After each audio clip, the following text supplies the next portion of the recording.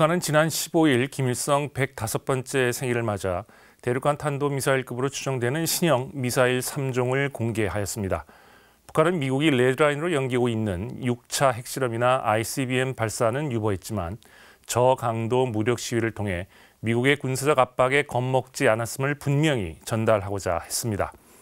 이에 미국은 근본 도발에 대해 즉각적인 군사적 조치를 취하지는 않았지만 트럼프 행정부가 이른바 최고의 압박과 개입 전략을 검토하고 있는 것으로 알려지고 있습니다.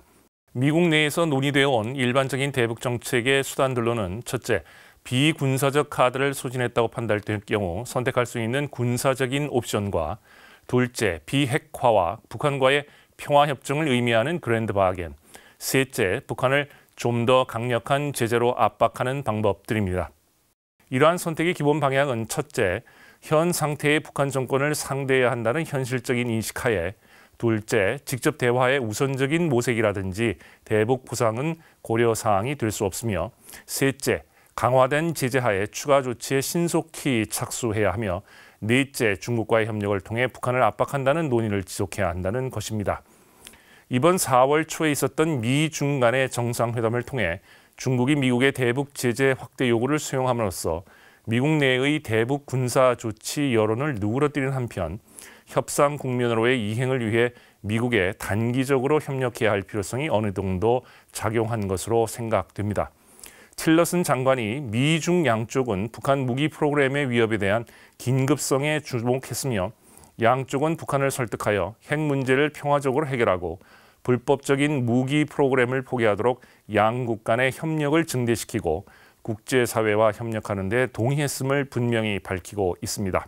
그렇다면 우리에게는 어떤 정책적 대비가 필요할까요? 우선 북한에 대한 한계선, 즉 레드라인에 대한 한미 간의 기본 인식을 공유할 필요가 있습니다. 물론 미국은 행동 개시의 부담 때문에 공식적으로 한계선을 천명하지는 않지만 ICBM 개발에 대한 위협을 인식하고 있습니다. 둘째, 이른바 선제 공격과 관련한 논쟁들을 신중하게 관리해야 합니다. 특히 미국은 예방과 선제 개념을 엄격하게 구분하기 때문에 관련 발언들에서 나타난 선제 공격의 조건을 명확하게 이해해야 할 것입니다. 그리고 새로운 대북 제재 법안이 의회를 통과한 이후 상황 변화에 대비해야 합니다.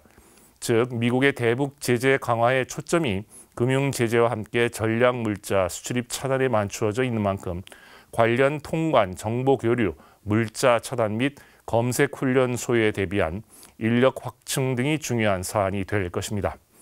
특히 중국에 대해서는 궁극적으로 북한 비핵화 문제 해결에 진전을 보일 경우 사드 배치와 같은 안보 이슈를 동시에 해결할 수 있다는 논리로 대응할 필요가 있습니다. 국방중안 이슈의 이명철이었습니다.